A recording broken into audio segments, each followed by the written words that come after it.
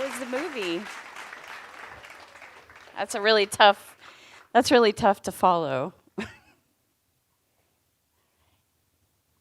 Okay.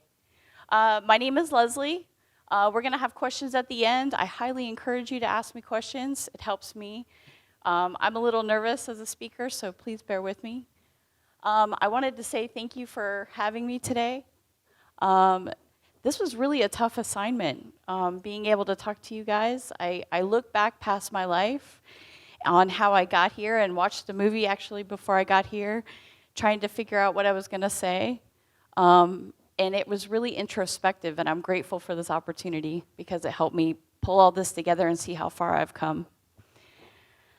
There's so many places that we could go with this presentation, but I wanted to talk about how I got where I am with my experience and how I went through getting my college degree and how I made it to the point where I am right now. Okay, I really love this photo because everybody sees people that are really successful and they're like, wow, you did a really great job, but you don't see all the work underneath and all the stuff that you have to go through to get there. And I think everybody that's going to be really, really successful can appreciate this. There's a lot of things that go on before you get to where you're going. And that's true for me. So I just wanted to share this with you. Okay. So my definition of a roadblock is pretty much anything that stands in your way. Whatever you want to do in life, wherever you are in life, roadblocks are going to be a way of life. So we're going to talk about internal and external roadblocks, long-term or short-term roadblocks. There could be things that are going on. And pop-up roadblocks, like a furlough for the government. Everybody knows that NASA loves Excel spreadsheets and meetings, right? Other examples of roadblocks, financial, education. How do you get there? How do you pay for it? People, you're always going to work in teams, and sometimes your teams, you don't get to pick your people that you work with. So that can be a difficult roadblock. And there's always going to be naysayers. Those might be family members. They might be people that you work with. It might be people in college with you. Okay. So just real quick, this is where I started out when I started thinking about going to school. My parents got divorced after 25 years. We lived in a van in St. Augustine, Florida. My mom was very ill. I was working 2 jobs in swimming and trying to finish high school. And we definitely had money problems. And right after high school, my mom passed away. So, let's see. Oh, yes, I forgot. So this is my mom. And I'm going to go back one slide. So my mom, I promised my mom that I would go to college. She said, you have to go to college. She went to college. She said, you have to go to college. Promise me that you will go to college. Okay, so I promised her I would go to college. How do we get there? I have no money. I live in a van, kind of down by the river.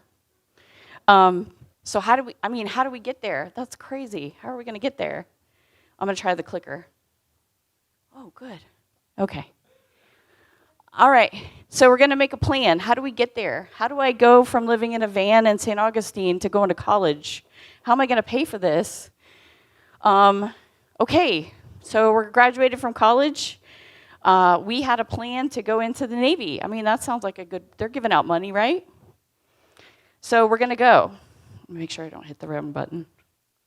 Okay. All right, so we've decided we're going to go. We're going to go get some money. We're going to commit to this, whatever we have to do to get there, and we're going to be successful at it. Okay, first roadblock, how do I get there? So we're going to work on getting money for college by going into the military. It's not for everybody, I understand that. My whole family is military. We have a couple Navy, we have a couple Army. We don't really talk on Army-Navy game day. But we're all very proud of our military service.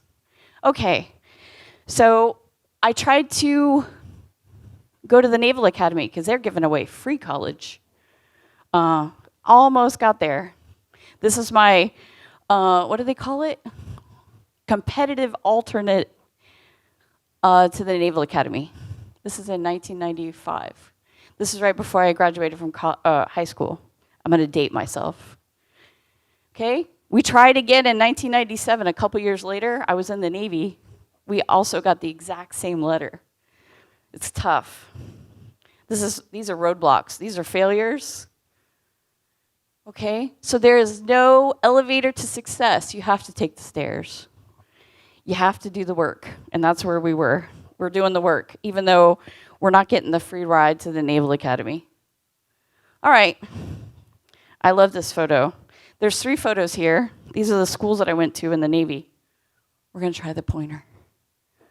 Maybe. Oh, there we are. A little bit skinnier, a little bit younger. Okay? This is in 1995. I went to an electrical and electronics school in Great Lakes, Illinois. I'd never seen snow before. I was from Florida. It was a little tough. They asked me to do some snow shoveling, and I took my salt shaker from the table and went outside, and they were like, "You're crazy." Okay, this is the next school 6 months later. There we are. A little bit more stressed out. Second school, we got a couple fewer people. And then we have the final class right before I went to the actual fleet. There's only 7 of us. We were really going everywhere. Let's see. Can you see me? It looks like I have no hair, but I had it up. Okay. So out to the fleet we go. We're trained. We're ready to go. This is a great one. So this is my brother, my baby brother. I call him my little big brother on the right. He decided to go straight to college. He was the straight edge. I mean, he took the straight shot to college. I took the windy road. So this is me in the Navy on my first ship. And that's him coming to visit me after he got off of spring break. I became a computer tech in the Navy. How many people in the audience have been in the military?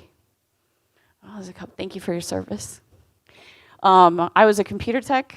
We use reel-to-reel tapes, kind of like in this movie today. They were really old, but they worked. So this is some time out at sea with my buddies.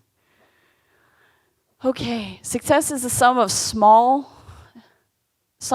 efforts repeated day in and day out. You just have to keep your goals in mind, where you want to go. This is not the end point. I worked in the trash room when I was in the Navy, did the recycling for the entire ship, and I have a photo, I couldn't find it, but I was actually working in the trash room and I was covered in gunk. I smelled horrible. And I was like, this is not the end point for me. This is absolutely, we're going other places. You just have to keep that in mind. Okay, so I'm in the Navy. How many people remember exactly where they were for 9/11? Except for the young ones down here. Okay. All right, so I was going to get out of the Navy. I was going to go to college. You know, I always think every day in the back of my mind, I'm going to honor my mom and go to college. I have my money.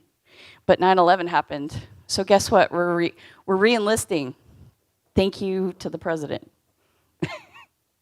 So this is my re-enlistment ceremony with my brother, who is also in the Army right here.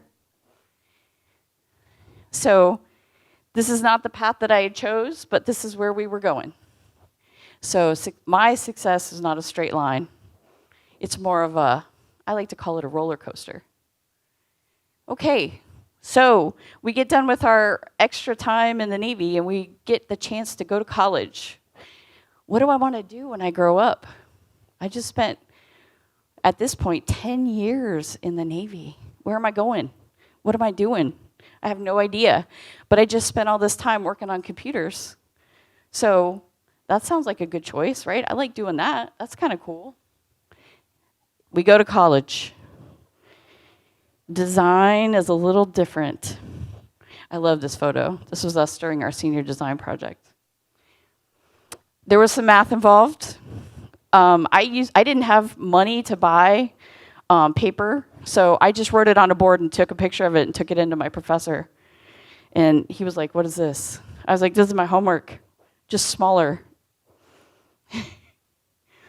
This is my graduation photo. We're at graduation. I finally got done. I did electrical engineering technology. It was a good mix between theory and labs, practical applications. This is great. This is my plan, and this is how we got there. All right. So after college, we get our first job. We're super excited. We think we can change the entire world.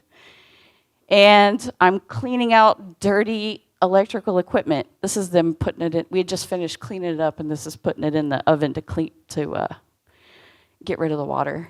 It's not as glorious as I expected, but my outfit changes a couple times during this whole thing. All right, my first design project as an engineer, I had moments where I fashioned this around what I did in the Navy, and it's the exact same box. Nobody knew that, but I always chuckled when I looked at it.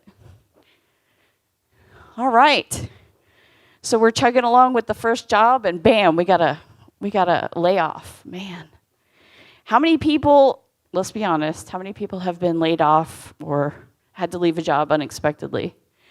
That is tough. That's really tough, especially if you like the job. Yeah, they said this is not personal. This has nothing. This is no reflection on your personal performance. That's really tough as soon as they close the door. All right. So, all right. This is my first job. We're going to chalk this up as an education and an experience as an engineer. We're going to go on and hit the next one. So, this is one of the best pieces of advice I have. Life is 10% what happens to you and 90% how you react to it. You could be bitter about this, but it's better to move on because there's a better thing ahead of you. And if you'd have told me on my first job that I was going to work at NASA one day, I would have just laughed at you. So the universe knows where you're supposed to go. Just keep that in mind. This is why I put this in here, because not all days are great. I worked at a paint company that does quality assurance on paint equipment. This was a bad day. But 2 minutes later, when I realized you're taking photos of me, we're going to change our attitude and do better. All right, we're chugging along at the company with the color, and the company shuts down. How many people have been laid off or quit a job that you didn't expect to? Oh, yeah. It's tough. I was like, man, is this what I really want to do? Do I want to keep going through this? Do I want to keep getting excited and laid off and excited and laid off? I mean, this is tough. Okay, so we move on to another job. Actually, there was a job between here, but I couldn't take photos. How many people have ever heard of Corning optical fiber? Super cool, right? They don't allow you to take photos, but it was super cool. I'll just have to tell you. But this company is called Guardian Glass. They make float glass. Everybody that's looked out a window has probably seen Guardian Glass. I was a robot programmer as an electrical engineer. These are the robots behind me that move these big, huge pieces of glass. I always call them, we try to bring humor, so we called them Thelma and Louise. All right. This put my electrical experience to the test. This was a 38-hour day. This is the first time we turned the lights on after we lost power in the plant. You have to be able to overcome stuff like this. So these are my two wonderful technicians with me, and we were able to get the power back on, which is a great thing when everything in your plant works on power. I actually drove by my plant. I didn't even recognize that it was my plant. I drove right by it because all the lights were off. I was like, oh, that's bad. All right. The road to success is coated with many tempting parking spots. So I could have worked at Guardian forever because they love me. I was working on projects all over the country. In DeWitt, Iowa. They have a plant in Kingsburg, California, which is beautiful. Oh, and I could have worked there forever, but I knew that there was something better out there for me. Okay, In December of 2000, December of 2009, I welcomed into my life a bouncing baby boy of 88 years old. He was my grandfather. He was also a sailor. How many people know what being a chief in the Navy is? Show of hands. Yeah, he knew all the bad words. And he was grumpy, and he smoked a pipe. He had a lot of sea stories. All right, so we have this great career, and we're getting ready to take on another family member. This is us. I love this photo. He lived with me for 7 years until he passed away. And I think he was a great addition to my life because he gave me balance. It allowed me to have an excuse to go home at night. It's wonderful. This is us. Okay. All right. So I'm chugging along at Guardian. I got my grandfather with me, upset that I have to take him to the doctor's appointments. And I get a call from a friend who says, hey, how do you feel? Do you have any interest working at the Space Center in Florida? I was like, what? So I get this tremendous opportunity, but I have my grandfather. He's already settled where we live. I have this wonderful job. What do I do? I mean, I have everything that I need right here. What do I do? This is a once-in-a-lifetime opportunity. So we talked to friends. We talked to family. They were like, you're crazy. Where is this place? What is KSC? What is NASA? I have no idea. So I decided to take a giant leap of faith. It was a giant leap of faith and take this job. Okay, don't stop until you're proud. There's been a lot of jobs were just really tough, but this job is one that I can actually be proud of and feel like I am working towards something that's so much greater than I am. This is my first day. My smile wrapped 3 times around my head. I don't know if you can see that. This was my absolutely first day. I have my temporary badge.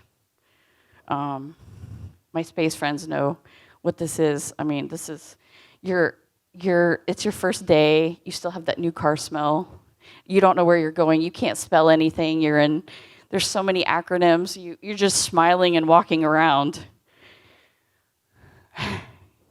This one is, someone told me once that I was going to be an electrical engineer. I was going to school to be an electrical engineer, and he says, that'll be the day that pigs fly. So everywhere I go, I find these little pigs that have wings, and I put them all over the place, just to remind me. Okay, this is my first piece of spaceflight hardware that I worked on. Like I said, the costumes and the stuff that you have to wear changes a little bit, but I think we're getting cooler. This was the CMAS cart that we worked on. All right, this is how many people know what this big piece of equipment is in the back? Yeah, a couple. There's some in the way back. Good. This is our new mobile launcher. This is going to be where the biggest rocket in the world is going to be launched from. This is currently in testing at the Kennedy Space Center right down the street. This is we have a lot of space parties. If anybody's interested, you should come over to the Titusville area. We have a lot of really cool parties. This gentleman to the right of me, does anybody know who that is? Well, This is our center director, Mr. Bob Cabana. And this is one of our future commercial flight crew members right here on the left. They both are at the Kennedy Space Center and come to these events all the time. All right. Success is an everyday event. You have to make sure that you are finding some success every single day. Celebrate your accomplishments no matter how big they are. If you have a bad day, the next morning I always try to remind myself that today is a brand new day. There's going to be roadblocks everywhere. Take care of you. Some wise person once told me that you cannot pour from an empty cup. You have to take care of yourself before you take care of other people. Always have goals moving forward, whether it's getting up and having a better day, or if it's working out more, or if it's learning something or taking a class or something that interests you. Help others along the way. This today is part of that. If I can inspire somebody, kids, somebody to take my place one day, I can retire. Yes, please, study. Okay, never stop learning. Never, ever stop learning. Learn something new every day. Everything that you learn and all of your experiences are a toolbox, and you use those toolboxes. You may learn something today that you don't feel like you need to know, but farther along down the path, you might need to use that. All the experience that I had with my grandfather, that really prepared me for patience and helping other people, and being kind. I really learned patience and kindness with my grandfather. How many people have heard of Occam's razor? Oh, good, more than I expected. It basically says, all right, it basically says there's a million different paths to the same point A to point B, but you should take the path of least resistance. So everybody has a different path. If you want to go somewhere, it's probably the best way to go the straight way, but if you run into a roadblock, don't let that stop you. I've met so many people that have said, I really love math and science. I really love math and science. But I couldn't get past calculus because I had a bad teacher. You could have been a tremendous engineer. Take the class over. Do something to go around it. That's just a roadblock. One of my favorite words is can't. It just makes me laugh. Oh, you can't do that. You can't be an engineer. You can't go to college. Just don't let something like that stand in your way. And finally, and this is very important, find your people. Find your people means find people that are excited and want to do the things that you do. If you just, whatever you want to do, be the best at what you do. That's the best advice I can give you. If you want to be an electrical engineer, come on over. If you want to be an artist, you want to be a scientist, you want to be a botanist, biologist, whatever it is, do the best, be the best, and help other people that are interested in the exact same thing do the exact same thing. Help them. Give them your experience and your lessons learned, just like I am here. I'm hoping that somebody here is going to be an electrical engineer one day, and you can just, I'll start sharing notes with you after this program. All right. 20 years from now, you will be more disappointed by the things that you didn't do than by the ones that you did. So how different would my life have been if I didn't take the jump and go to KSC? It would have been tremendously different. And I would have never known what it was like to work at the Space Center. And I would have always wondered, would I have been okay? Was it something I was supposed to do? And I can tell you now that it was the best decision I ever made. All right. How am I doing on time? Great. All right. Does anybody have any questions? All right. I'm going to stand over here. All right. Right in the middle. Yes, sir. With the changes that are going on, oh, am I supposed to use this? With the changes that are going on in the space program where they're privatizing everything, letting people like SpaceX and so forth getting into it as opposed to NASA doing it itself, what is that doing to the professionals like yourself that make up NASA? Are you being downsized? Is there a future for you? Is it shifting? What's changing because of the commercialization? That's a really good question. I think that the commercialization is helping. It's a good add-on to NASA. A lot of people think that we're in competition with SpaceX or we're in competition with Blue Origin. And a lot of people don't think that, or they don't understand that we are giving those projects. We've been going to the space station and to low Earth orbit for many years. We built the space station, and we are turning that technology over to our brother and sister companies like Blue Origin, Boeing, SpaceX.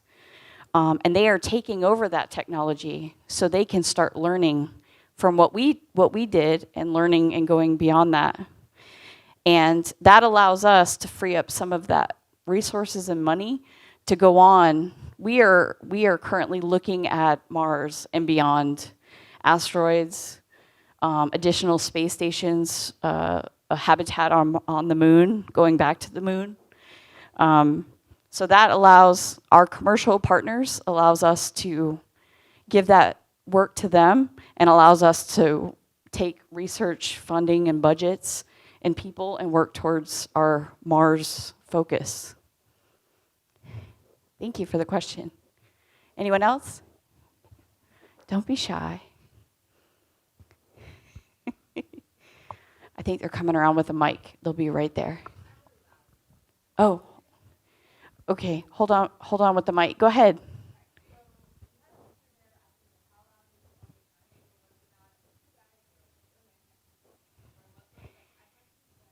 Oh, yeah. Let me go back.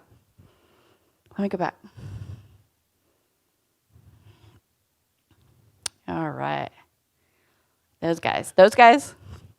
Those are what we call 40-calorie suits. These are called PPE, personal protective equipment.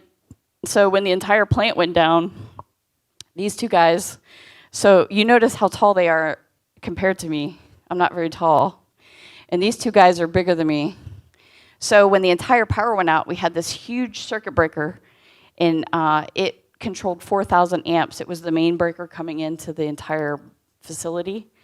And you have to put this bar on the breaker, and you have to quickly go from off to on. And I could only go from off to we're gonna think about it. So I had to get the two biggest guys to work with me, and they were super tall, but this suit, they're wearing exactly what I'm wearing, just with a couple extra layers underneath, and they were super hot, and we didn't have air conditioning, we didn't have anything, and they just wanted to get it done. So they were super, but they did a really great job because they were tall enough to go from off to, let's go. Did that answer your question? Yeah, it's called a 40-calorie suit. So in case we have an arc flash, they won't get hurt. Yeah, oh, hold on just a second. Somebody has a microphone, I can't see. All right, go ahead. Okay, so my question for you is, when faced with all of your research and background data, it's all presented to you, are there times when you have to just trust your gut in coming up and making your decision and moving forward? So your question was, are there times that I have to trust my gut? Yes. When the research and data all presents it, but you're still left with that little minute fraction of, do I go this way or that way? Ooh, that's a really good question. I try to, when I have big life decisions, one of the great things about having a great system of friends and family is that you can lean on them in these times. They're confidential. You can talk to them about, hey, I'm thinking about changing jobs, or hey, I'm thinking about dropping everything and moving my grandfather to Florida. That sounds like something I would do when I was 65, and just put him in the car and with the cats and the two dogs and spend 12 hours in the car listening to Tom T. Hall. That doesn't sound like it's any fun, but that's what we did. So I talked to my friends and my family. There's people that you work with that are colleagues and understand what you're doing or what you're trying to do. So I lean on them a lot, especially maybe not just life decisions, but just decisions as far as career. Maybe I've worked in this particular place for a while and I need to move on, or maybe I need to go back to college. I actually have a friend in the audience that talked me into going back to college because she went back to college. And I was like, I'm scared to death because I'm old and I have glasses and I don't know if this is the right thing to do. And she said, this is the right thing to do because this is gonna open up a couple more doors for you. So I'm very appreciative, thank you. Does that answer your question? Trust your friends. Trust your friends and your family. Yes. I can't see. The lady that just had the question? Go ahead. Oh, okay, great. Yes, sir, I see you.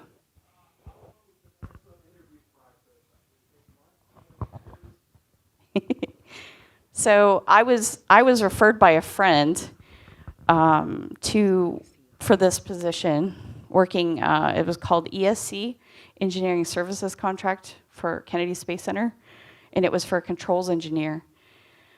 And they called me. I was actually walking around in the glass plant, where they were doing the manufacturing. And I was on the phone with my interviewee, Karen. Her last name will be Protected. It's a witness protection program. But I was actually walking around the glass plant, and I was in an interview on the phone with NASA, and I'm walking around the plant, and some guy almost hit me with a fork truck. And I had to stop in the middle of the interview and say, go run this guy down, and yell at him for not watching where he was going, because he almost hit me with 3,000 pounds of glass. I'm like, hold on just a second, please. And I put the phone down, but they still heard me. But it was a phone call. I said, this is perfect because I already have a great job. And if you hire me, that would be amazing. But I'm really good where I am, but this would be tremendous. So 6 months went by, I didn't hear anything, and I thought, it was really great to have the opportunity to even interview with NASA. And then I got this really nice email from who would potentially, or in the future, be my boss. And she said, she sent me this email out of the blue, and she said, I just can't stop thinking about you and wondering how you almost got hit by that fork truck. And I was just wondering how you were doing and if you'd still be interested in coming to work at the Space Center. And I was like, really? You remembered the fork truck? That's what you remembered, is me almost dying? But, it's just the way that's just the way things are. She remembered the fork truck and said, we can't offer you relocation assistance. I'm like, I don't need relocation assistance. I'd really like to work there. She says, well, we're offering you the position. So I had to quit my job at the glass plant. I walked into my boss's office. I had just finished like a $100 million project in Kingsburg, California. And I sat down with my boss. He's like, hey, how's it going? You're getting ready to go out to California? I said, I'm putting in my 2 weeks notice. And he was like, what? I said, yeah, I got this really great opportunity and I can't pass it up. Now this was after the space shuttle had just finished. This is in 2011, at the end of 2011. So the space shuttle had just finished. They just said they canceled the space, everybody thought they canceled the space program. We're not going to space anymore. And I said, I'm gonna go work for NASA. And he just laughed at me. He was like, are you going to turn the lights off for them? I said, no, they're gonna ramp up something else. He was like, what? You have a great job here. It's a great company. I said, I know, but this is absolutely a leap of faith for me. So he wished me the best, and we moved forward, but I still keep in contact with him. And he actually came to visit me when he came to Disney World, and I took him on a tour, and he was like, can you get me a job? I said, go back to your office, and I'll call you. No, just kidding. But he did want a job. He loves Disney, I think, more than NASA. Yes.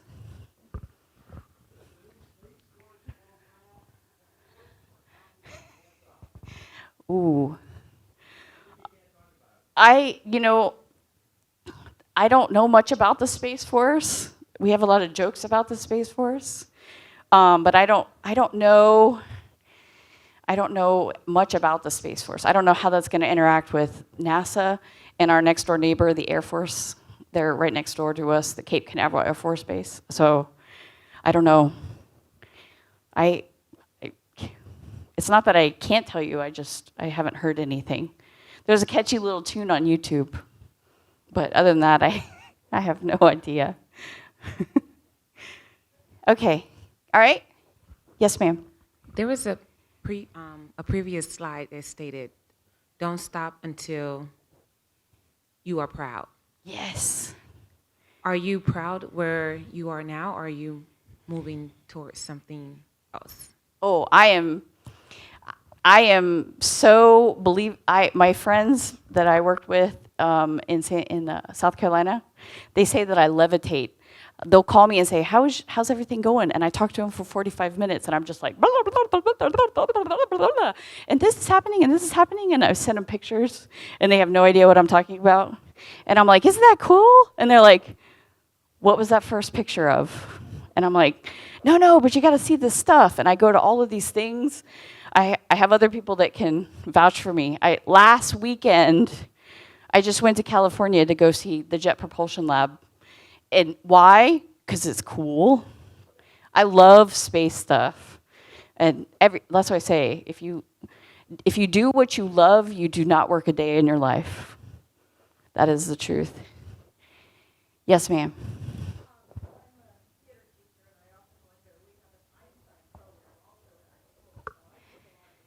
Yes. Yes.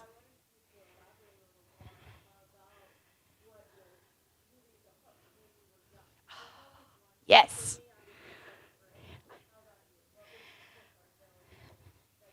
I almost put that picture in here. There's a gentleman in high school. Oh my gosh, Mr. Shade. Mr. Shade. God bless him. I know he's looking down on me right now and yelling. He was my physics teacher. I loved physics. Once I got into physics, I loved physics. I love Mr. Shade because he was so quirky. And I would turn in papers and he would say, "What is this?" And he would bang on the tape. He would go up to we had chalk back then, okay? So we would go up to the board and he would be like, "Sign, sign, sign. You got to do a logic check at the end of your math. You can't have negative velocity. You can't drop things and have them go up. I mean, that's not how this works. You can't do you got to get your orientation. Like, you got to do a logic check at the end." I was going to put, if we ever do this again, I'm going to put Mr. Shade in here. I have a picture of him. It's black and white. He's fabulous, and I know I wanted to go back and see him, but he had passed away.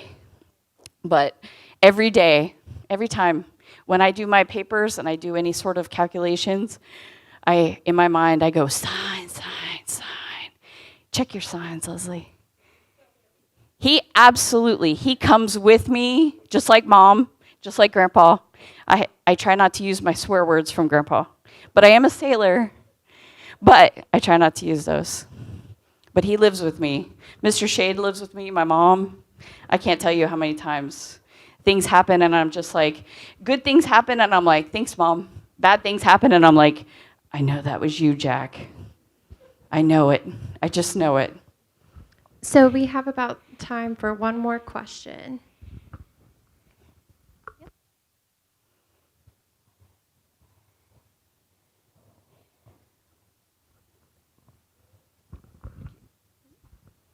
Since you mentioned that you joined NASA just as the space shuttle program was starting to kind of wind down, funny enough, I actually worked at Lockheed Martin during that time when the space program was starting to go down.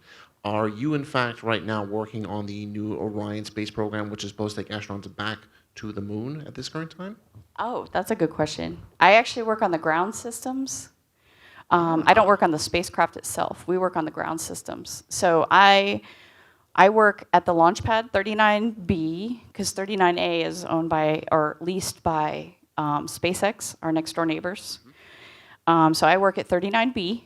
We are working on the ground systems, all of the electrical communication between there and the launch pad or the launch control center, the VAB. The mobile launcher that I showed was currently in the VAB, and they're getting ready. They're doing all their testing. And then very soon, if you watch the news, they're going to roll out to the pad again. So I'm going to be super busy. But I work on the communications between the pad and launch control. All the ground systems, I only interface with them from the ground systems. I don't work on the spacecraft itself. And that's another thing. There's so many people out there that work on so many different cool things.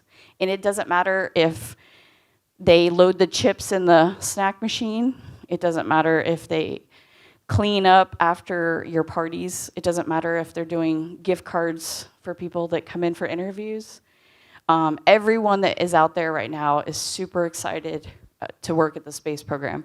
I heard that before I worked there, but it's tremendous. It's tremendous how many people have so much pride in what they do, because that's an American space, even SpaceX, even Boeing. We're so super focused right now on getting people back to space and bringing our astronauts back and launching from American vehicles. We have American vehicles showing up. We have American rockets showing up. I mean, we have so many cool things showing up right now, and it's so exciting. It's a really exciting time.